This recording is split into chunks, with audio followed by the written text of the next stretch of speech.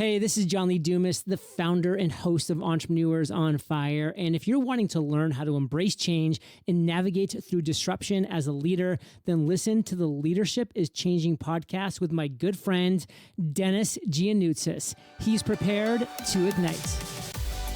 Welcome to Leadership is Changing. Each week, we and our guests provide information and insights through exploring leading change. This is taking your leadership to another level by finding the balance between executive excellence and personal well-being through stories that inspire real change. It's time to adapt in our fast-moving world when leadership is changing with your host, Denis Gianoutsos. Hi, Paul. Welcome to the show. Wow. Thank you so much, Dennis. It's great to be with you and with all of your listeners. Hey, before I go any further, let me just say congratulations on the success of the show, man. In just a short period of time, you had just rocketed to the top. And as my friend, your friend, and mentor, John Maxwell says, everything rises and falls on leadership. And so congratulations to you and your entire team. Awesome. Thank you, Paul. And look, hey, I've got to say to you as well that over the years that you've helped me, be there for me, supported me and believed in me. And so it's just great. And at times I just think that a lot of the things that come out of me and what I share with people, it's the insights and wisdom that you've shared with me. Thanks for doing that. So Paul, I've just shared with the listeners a little bit about your background. Is there anything else that you want to add to tell us more about your background? Yeah, I think it's interesting in that my story, if you look at the first half of my story, it's a loser's journey, right? It's a story of just struggle.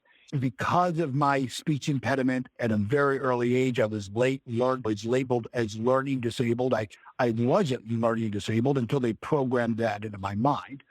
And then I did what most people do. I lived what I believed, right? And so I failed out of school. I landed a dead-end job.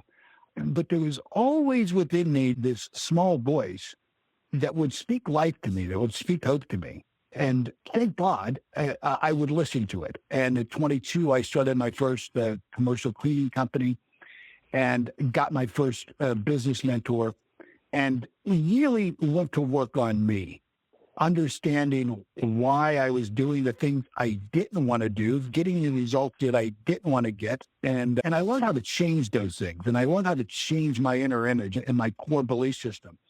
I've gone on to build 5 multi-million-dollar businesses. Those companies have done over $500 million in revenue. They've been able to travel all over the world. And so if I could share one thing is that if a high school dropout can change their life and lead major organizations, anyone really can. You just have to have the willingness to do the work necessary, right? Yep. Because it just doesn't come naturally to some, or it just doesn't get given to somebody. You have to work at it. When you say work at it, discipline, what you're talking about, is it a work ethic? What is it that you say they have to work at it? What do you mean by that? What I mean by that is that you can't afford the luxury of a negative thought to go unchallenged. And at any given time in our life, we desire to be and do and have more. We make great declarations of change. We're going to lose weight. We're going to start a business. We're going to buy a new house, whatever it is. And yet there's some invisible boundary that we just can't break through. There's some force that internally speaks to us and says, who do you think you are? Like, how are you going to do that? What makes you think you're good enough? And what I mean by working at it is standing up to that inner judge. Eric Hopper, who wrote the book True Believers, he said that no matter what our achievements may be in life, we think well of ourselves only in rare moments. That we have within us an inner judge that keeps a book of all of our shortcomings, all of our transgressions, and all of our failures. And that we need other people to convince us that we're not as bad as we really think we are. And so for me, I think the voice we need to listen to is that internal guidance system of truth that I truly believe. I'm a person of faith. I think that God instills in all of us, that knows our truth, that knows our potential. And it's when that voice of judgment, that voice of doubt begins to rear its ugly head in the pursuit of our dream, in the pursuit of our leadership, we can't simply back down. we must stand up to the schoolyard bully in our subconscious mind. And we have, life is a fight for territories, and we have to fight for every single inch of our potential. Mm. Yeah, yeah, awesome. And I think when you're sharing that, Paul, I know you talked about the study that you had, and I was sharing with you earlier on that the journey that I've gone through with the voice, and I think a lot of that's come from myself not have been true to myself in the sense of going out and doing my own business rather than being in this large corporate in the world where I was having a whole lot of fun and doing a whole lot of stuff and having some really good impact. And there's so many other leaders out there today, entrepreneurs, leaders in other roles, team, people who need my help rather than just being in one organization. And I think a lot of what I actually went through was to push me to go out and do what I needed to go and do. There's no doubt. In our lives, we are either guided by the feather or we're hit with the 2x4. Times have desire, something emerging from our soul, a mental model of perfection that we want to bring forward in our lives. And it comes to us as this gentle nudge that to start the business, go and pursue your dream. And if we ignore that, sooner or later, the universe has a way of kind of turning up the heat. Sometimes it's in the form of a diagnosis. Sometimes it's in the form of a divorce. Sometimes it's in the form of a bankruptcy. Yep. But here's what I know is that the content of our life, the very conditions and circumstances we find ourselves in at any given moment in time, the content of our life is the curriculum of our evolution. It is our dark night of the soul, conditions and circumstances, where all of our growth and all of our awareness of our internal resources come from. Wow. Oh, awesome. That is just tremendous. And Paul, I know that the show here it's the name of the show is called Leadership is Changing. What you've just been sharing there and about what people think about and what's going on the inside of us and so forth. Leadership is changing. What does that mean to you when I say that statement? And how what you'll be saying just now, I think a lot of people are going to be struggling in their thoughts and internally at the moment. What are your thoughts on that? I think it was Maxwell Maltz, the great plastic surgeon who wrote the phenomenal book in the 1960s that I know you're familiar with, Denis, is Psycho-Cybernetics, where he says that a person never outperforms their own self-image. And boy, don't we see that in leadership today. We've got insecure leadership everywhere we look, and that insecurity shows up in their decisions or the lack thereof. It shows up in their character. We just never outperform our own self-image. And it's a shame because we have before us both the greatest opportunities and the greatest challenges. And, if we could get some leaders that could stand in their truth of who and whose they are and who could stand for other people and guide the way, the world could be transformed into truly the utopia that I think we all know is that we're capable of living in. We are, in fact, at any given time, our own worst enemy. Thanks, Denis. Appreciate you having me on the show, and I'm truly excited to discuss leadership and helping all of your many members around the world who listen to your podcast. I'm looking forward to making a difference in their thinking around leadership and what's next in today's situation. Yeah, excellent. So I've given quite a bit of an introduction on you. Is there anything else in your background you might like to share? Nothing specific, Denis. Thank you for that introduction again. The only thing I would add is that I really do consider myself a true global citizen of the world. Mm-hmm. I've obviously been born and brought up in India, but I've had the opportunity to live in the United States in the Bay Area, where we're headquartered as a company in Palo Alto for a couple of years. I've experienced the Catalan lifestyle in Barcelona for a few years. I was based in Spain, experience which I absolutely loved. And I've also moved around Asia. So I spent a couple of years in Singapore.